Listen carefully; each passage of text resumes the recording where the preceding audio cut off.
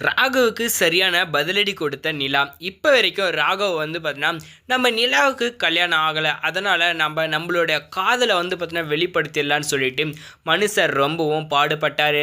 ஆனால் இந்த சமயத்தில் நம்ம ராகவ் என்ன நினச்சாருன்னு தெரியல. இப்போ நிலாவுக்கு அந்த இடத்துல அவர் ஒரு வாட்சை வாங்கி கொடுத்து, இது வந்து பார்த்தீங்கன்னா காஸ்ட்லி வாட்ச், இதை வந்து நீ கட்டிக்கிட்டா வாட்சுக்கு அழகு இல்லை, உனக்கு தான் அழகு அப்படின்னு வந்து சொல்லிட்டு அந்த இடத்துல வந்து பார்த்தீங்கன்னா ஒரு டைலாக்கெல்லாம் போட்டு உடைச்சாங்க. ஆனால் கடைசியில் நிலா இந்த மாதிரி ஒரு செயலை செய்வாங்கன்னு சொல்லிட்டு அவர் எதிர்பார்த்துருக்க மாட்டாங்க.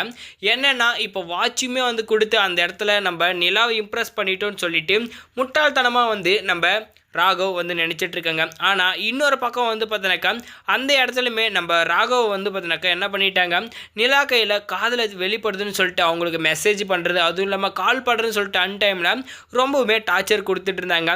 இன்னொரு பக்கம் நம்ம ராகவ் என்ன பண்ணாருனாக்கா, எங்கே கை வைக்கக்கூடாது அங்கே கை வச்சுட்டாரு. என்னென்னா இப்போ நம்ம சோழனை வந்து பார்த்தோன்னாக்கா என்ன பண்ணிட்டாங்க, இந்த கார் டிரைவர் அப்படின்னு வந்து நினச்சிட்டாரு போல்.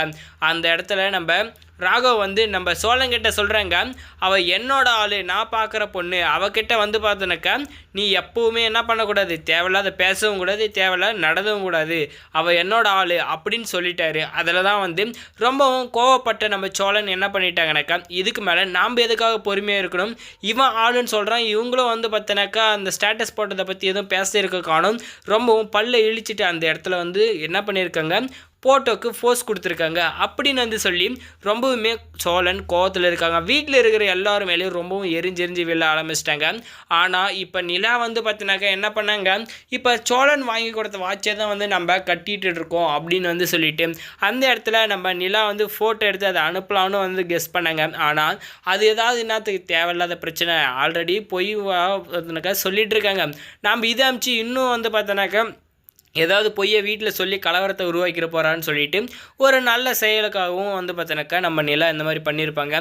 கடைசியில் இதுவே இவ்வளோ பெரிய விபரீதமாக வந்து முடியும் அப்படின்னு வந்து சொல்லிட்டு அவங்க எதிர்பார்த்துருக்க மாட்டாங்க. இப்போ நம்ம நிலா கையில் காய்ச்சி மூச்சுன்னு வந்து பார்த்தோன்னாக்கா நம்ம சோழன் கத்த ஆரம்பிச்சிட்டாங்க. என்ன தான் உங்கள் ப்ராப்ளம், எப்படி வந்து பார்த்தோன்னாக்கா இவ்வளோ பிரச்சனையை வச்சுட்டு என்ன எதுக்கு வந்து பார்த்தோன்னாக்கா நீங்கள் புருஷன் சொல்லிட்டு இருக்கீங்க, அவன் நடனா வந்து பார்த்தோன்னாக்கா நீங்கள் எங்கள் ஆளுன்னு வந்து சொல்கிறான், இது எல்லாத்தையும் வந்து பார்த்தீங்கன்னாக்கா யாருமே ஏற்றுக்க மாட்டாங்க அப்படின்னு சொல்லிட்டு நம்ம சோழன் நம்ம நிலா கிட்ட அழுந்து புலம்ப ஆரம்பிச்சிட்டாங்க.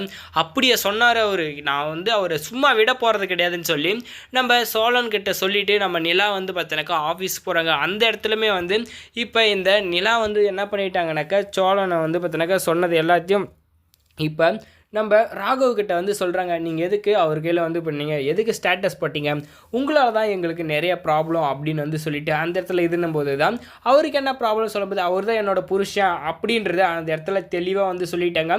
இதை கேட்டு ராகவ் ரொம்பவே வந்து ஷாக்காக இருக்காங்க. இப்போ ராகவ் நம்ம நிலாவை பார்க்கறத விட்டுருவாங்களா மாட்டாங்களா அப்படின்றத கமெண்ட்டில் கமெண்ட் பண்ணி வீடியோக்கு லைக் போட்டு நம்ம சேனலை சப்ஸ்கிரைப் பண்ணிக்கோங்க. தேங்க்ஸ் ஃபார் வாட்சிங்.